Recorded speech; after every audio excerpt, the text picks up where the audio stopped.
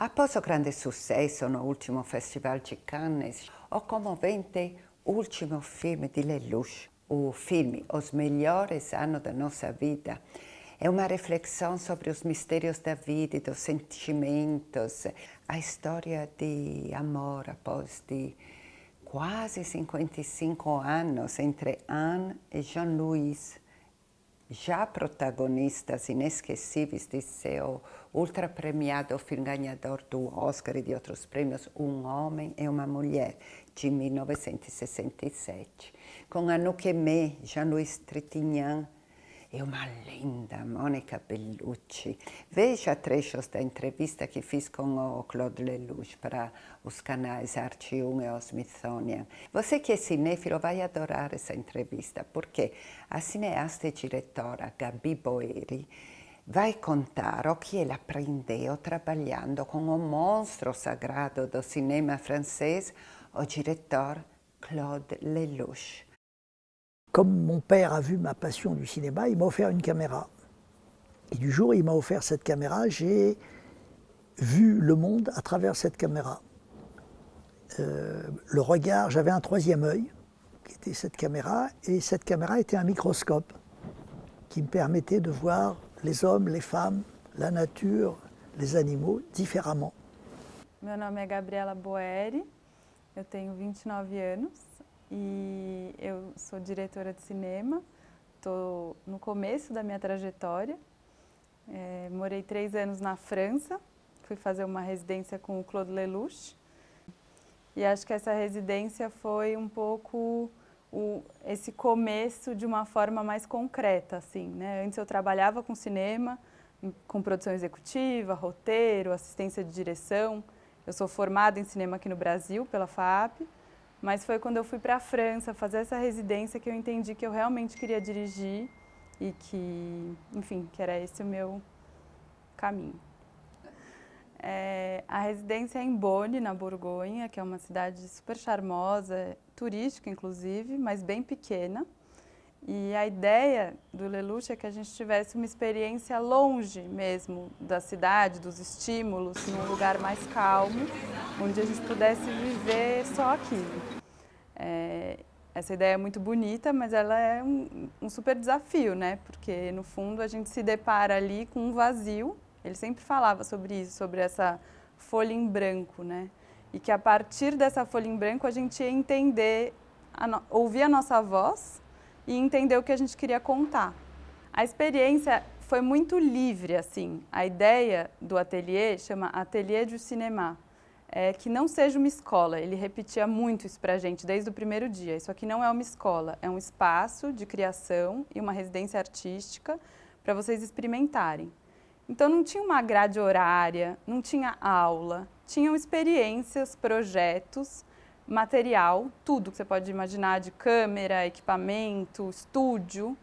E tem, né, um cinema, que eu acho que essa para mim foi a coisa mais mágica. Tinha uma só regra, e era um desejo do Lelouch, que a gente visse um filme por dia. A ideia era ver esse filme à tarde. Então, dentro da nossa programação, cada um tinha a sua, né, de trabalho. Em algum momento, a gente parava para assistir um filme de uma lista que ele escolheu. E se aquele filme nos interessasse, ou se a gente gostasse daquele filme, ele recomendava que a gente visse o filme de novo à noite com o público da cidade, porque o cinema era aberto como um cineclube. E ele dizia que não existia lição maior de cinema do que essa, ver o público vendo um filme que te encantou. Você entender onde as pessoas vão rir, onde as pessoas vão chorar, onde elas vão se distrair. E é nesse encontro com o público que para ele a magia acontece. E acho que assim, a coisa mais forte que eu sinto que eu aprendi é em relação à vida, não especificamente ao cinema. Porque para o Lelouch a vida e o cinema são a mesma coisa. Então quando ele ensinava a gente alguma coisa sobre cinema, na verdade ele estava falando da vida, ele estava falando de amor, das relações, de como observar o mundo, prestar atenção nas coisas que acontecem ao nosso redor. Acho que é um pouco por aí, assim, a escola de vida dele. Eu acho que, assim, o Lelouch, repetiu muitas vezes, isso eu posso dizer com certeza e depois de muitos encontros, que o amor é a coisa mais importante da vida, que depois de tudo que ele viveu, de todas as experiências que ele teve, é isso que ele podia nos dizer com certeza. Ele tinha outras hipóteses, outras ideias, mas o amor é o que faz a vida valer a pena. Então, acho que ele levanta essa bandeira não só em relação aos relacionamentos, mas em relação a paixões de vida, que podem ser um trabalho, um projeto. E acho que ele queria muito provocar na gente essa reflexão, para a gente olhar para dentro e entender o que faz a gente se apaixonar, onde está o nosso amor individual. Ele sempre falava, eu não quero que vocês façam leluches por aí, eu quero que vocês descubram onde está o amor de vocês. E eu acho que isso é uma grande lição de vida e um olhar bem romântico para o mundo, né? E tem uma outra coisa que eu pensei que tem a ver com isso, que tem também relação com o método de trabalho dele, que ele é um grande artista do acaso, assim, ele sabe incorporar o acaso nas obras dele.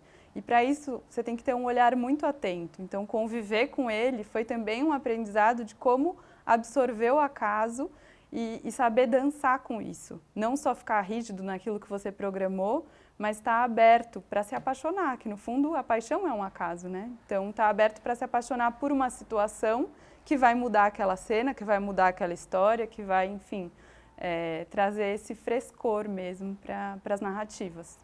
A Nukemê é a elegância em pessoa, assim, e é uma elegância muito natural, a presença dela é elegante, ela está sempre, assim, numa postura, uma delicadeza e muito gentil. Eu fiquei bastante com eles no camarim, então tive a oportunidade de ver esse, né, momento entre as cenas, que é muito especial, eles relembrando as histórias, e ela sempre, assim, elegantérrima. O Jean-Louis Trintignant tem uma coisa muito impressionante na presença e na voz, e que eu acho que é a magia também da atuação. Ele está muito presente e está sempre pronto, assim, uma disposição para entrar em cena e para, né, se entregar ali para a cena, que é um aprendizado só de você estar perto, assim, é muito incrível. E a voz do Jean-Louis é uma coisa que até o Lelouch falava, nossa, a voz dele você reconhece em qualquer circunstância. Acho que isso é muito marcante nos filmes, né? E a voz tá lá inteira. E quando ele fala, assim, às vezes ele chegava, a porta estava fechada, a gente já ouvia aquela voz, eu me arrepiava inteira. Um timbre muito específico e muito marcante, assim, muito incrível. E o que eu também fiquei muito impressionada, assim, é que mesmo com a questão da idade, ele tem uma disposição e uma presença sempre sem reclamar, ele não reclamava de nada, assim, ele estava sempre pronto. E eu acho que atuar é presença, né? Foi isso que eles também me ensinaram ali no camarim, né, se preparando. O que você faz para atuar? Você fica presente. Se você ficar pensando muito, você já perdeu a espontaneidade, você já errou, você já foi para um caminho que não vai fazer o espectador se conectar. Se eu fosse eleger, então, dois ensinamentos mais técnicos que eu aprendi com Lelouch, um é relacionado ao roteiro, ele tem uma forma muito própria de escrever e que incorpora o acaso e deixa a narrativa muito viva. E eu aprendi isso vendo a coisa acontecer, inclusive ele faz isso sempre ao lado de uma continuista. A continuista é a pessoa que cuida da continuidade entre uma cena e outra, porque tem coisa que você filma fora de ordem. E na França, mais do que no Brasil, essa função é muito incrível. E tem até uma curiosidade. Num Homem e uma Mulher, a Anouk Aimée é continuista. Então, para o Lelouch, continuista é meio mágico, assim. Ele tem uma coisa de ter um roteiro vivo. Então, um dia antes de filmar a cena, ele meio que reescreve a cena a partir do que aconteceu no dia anterior. E pode ser um detalhe que vai mudar, mas é aí que o acaso entra.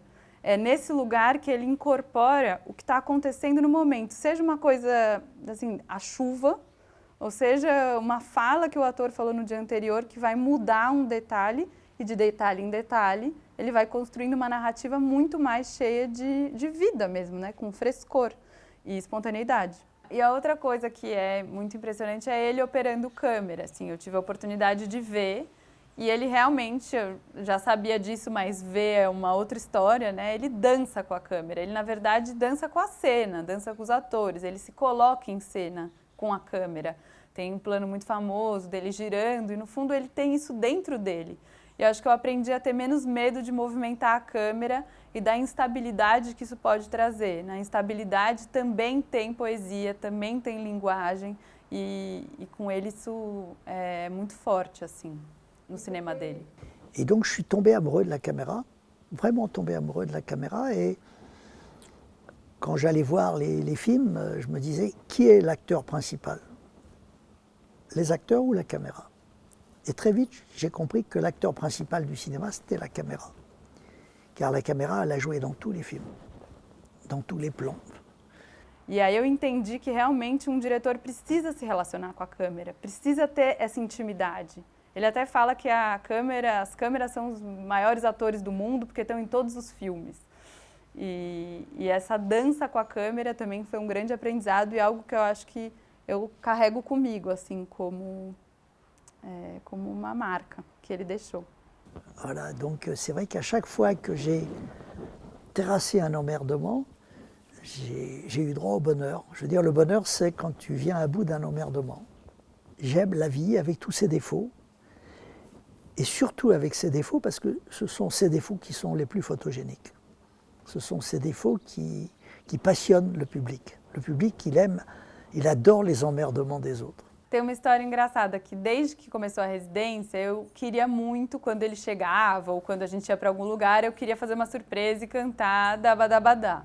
Todo mundo falava, imagina, Gabi, ele escuta isso há 50 anos, não vamos fazer isso e tal. Bom, na estreia do filme em Cannes, eu falei, é a minha última chance. Peguei um amigo meu, que era da residência também, falei, hoje você me ajuda, é a última vez que eu vou te pedir, é a última chance da gente conseguir.